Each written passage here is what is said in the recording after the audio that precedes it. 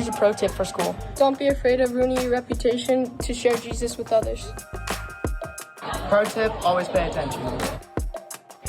Pro tip, listen more than you talk. Pro tip for being like Jesus. Don't be a 50-50 Christian, be all in.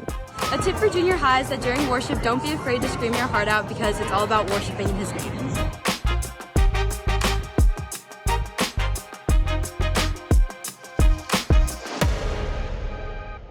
When you look at a guy like me, you probably think one of two things right off the bat. One, that guy probably should eat less egg salad sandwiches, which is crazy that you can tell just by looking at me. Cause yeah, I'm a connoisseur of delectable egg salads. Give me some fresh sourdough, chop up some hard-boiled eggs, add a little mustard, mayo, chopped up dills. Also, lately, my wife has been throwing avocado in the egg salad. It is out of control. So you think that. But second, I think you probably think that that dude is definitely not afraid of watching scary movies and going to haunted houses. Look how big and tough he is. There's actually no way that in real life he's just a massive little weenie who's terrified of those places. Listen, kid, I think you'd be more comfortable over at that place. Weenie Hut Juniors? Are you saying I belong at Weenie Hut Juniors? Oh, no, sorry. I was actually pointing to the place next to it. Super Weenie Hut Juniors? Yeah. Even though you got me pegged on egg salad Sammy's, you're way off on haunted houses. I hate them. I'm the biggest wimp in the world. I'm not sure who actually even likes going to those things anyways. They're terrifying.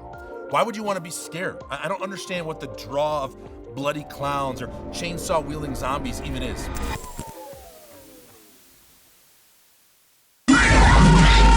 For my money, just put on some Taylor Swift music and let me walk through a field of flowers, because life is scary enough without having to artificially induce horror at one of those godforsaken places. But here's the reality. If you exist on this earth and have friends, what you will realize is that there's always someone in your group who likes going to dumb haunted houses. That one lame friend works really hard their entire life to make sure you have to go with them to a haunted house. So there I was, sophomore in college, being forced into attending my very first haunted house against my will, and I was not feeling great about it. I was honestly really dreading it, leading up to it for weeks, until I caught word of potentially the most amazing news. See, what I heard was, through a friend that was going with me, that their girlfriend had a friend who, word on the street was, could potentially be interested in little old me. And let me tell you what, if you ever need irrational confidence in a haunted house, get word through the grapevine there's a girl that may be interested in you. I was like a ceremonial guard in front of the Buckingham Palace. I was stone cold Steve Austin in the face of obvious terror. I refused to be moved by the tiny witches or the possessed child or the creepy little doctor. I was a man on a mission, instilled with the wild confidence that comes from knowing someone is for me. And you get this. Knowing someone is for you is awesome. Knowing that they're in your corner, it puts winds in your sails, it fills your tank, it balances your checkbook. I don't even know if people say that, but it sounded cool in the writer's room. We all crave knowing that someone is for us. And the reality is, we usually do our best work for the people who are most behind us. Because when people are for us, it builds up our confidence. What's cool about having confidence is we often rise to that level. We try out for the Rocket League team at our school because all your buddies are gassing you up. Your friends are for you, and it gives you confidence. You ask out that guy because your girlfriend heard from her friend that he likes you. That dude is for you, and it gives you confidence. We play our best when our coach is encouraging and uplifting. That coach is for you, and it gives you confidence. We jumped off the diving board. We were watching our dad do it, and we knew he was right beside us cheering us on. Your dad, he was for you, and it gave you confidence. We get our best grades in classes where the teachers are willing to stay late and teach you something specific so that you can be successful. That teacher is for you, and it gives you confidence. When someone is for you, it builds up your confidence. The problem is our own fear oftentimes convinces us that no one is actually for us. And I know why. It's so easy to get consumed by all of the mistakes that you've made. Why would anyone be for me if I've fill in the blank? Think of the ways that you've messed up.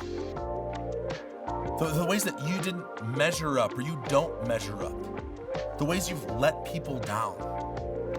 It's not hard to think of those things because for some reason your brain loves to play those bad decisions on repeat.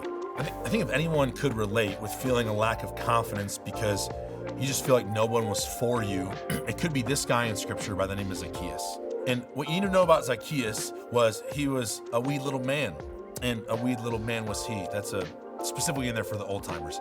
If you know, you know. Let me read this historical account though for you, straight from scripture. This is found in Luke chapter 19, and I'm reading from the Message translation of the Bible because I think it's just easier to look at. It says, then Jesus entered and walked through Jericho. What you need to know is Jesus on the way into Jericho was healing people outside. And so at this time, people wanted to see him. They were excited. He had a little bit of a following. There was a man there, his name was Zacchaeus, and he was the head tax man and was quite rich. We live currently in the United States in 2024, and even we think that taxes suck. But at this time, there was no real regulation, and the tax collectors could take advantage of people, and people did not like tax collectors, like actively hated them. A better example, it could be like the Sheriff of Nottingham in Robin Hood, could be a good depiction of how much they didn't like the tax collectors. He wanted desperately to, back in the scripture, he wanted to desperately see Jesus, but the crowd was in his way, and he was a short man and couldn't see over the crowd, which, listen, all-time bummer. So he ran on ahead and climbed up a sycamore tree so he could see Jesus when he came by. This is what he will forever be known for. He'll be forever known that he was short. That stinks. So he did this so he could see Jesus. When Jesus got to the tree, he looked up and said, Zacchaeus, why don't you hurry down? Today is my day to be a guest in your home. Zacchaeus scrambled out of the tree, hardly believing his good luck, delighted to take Jesus home with him. Everyone who saw the incident was indignant and grumped, what business does he have getting cozy with this crook? This is the moment in this story that I think rocks. Jesus is aware of who Zacchaeus is. He knows he sucks. He knows that people don't like him, and he looks up at him and he has a choice to make. He could have easily just dismissed him, called out all the terrible things he had done, made him feel terrible, been against him, but he does the exact opposite. Zacchaeus, I'm gonna go hang out in your home. Jesus, he made it abundantly clear in that moment that he was for Zacchaeus. Let's jump back into verse 8. Zacchaeus just stood there a little bit stunned.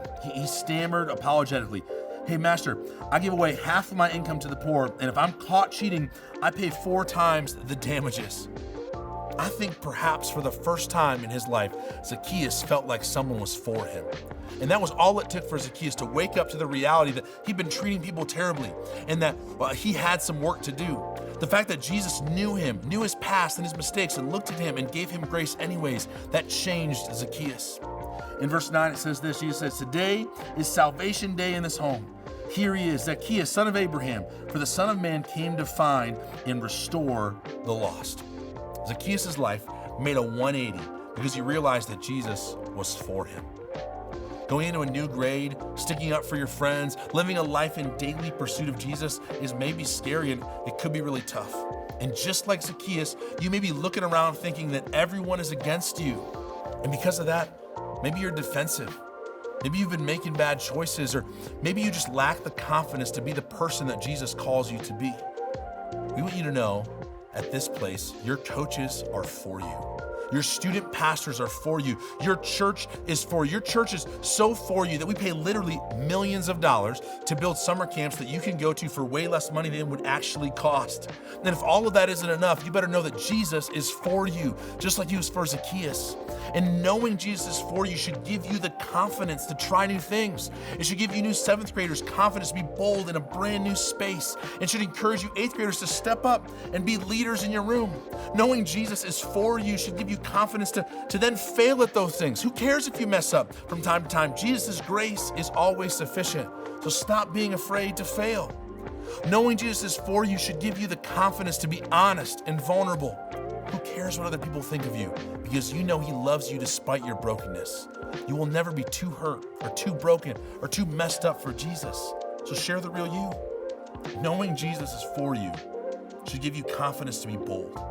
Because the confidence you have is contagious. And why would you want to keep it to yourself? Here's the reality. Being a Christ-centered difference maker is amazing, but we know it's difficult. And when things are difficult, we often can leak confidence.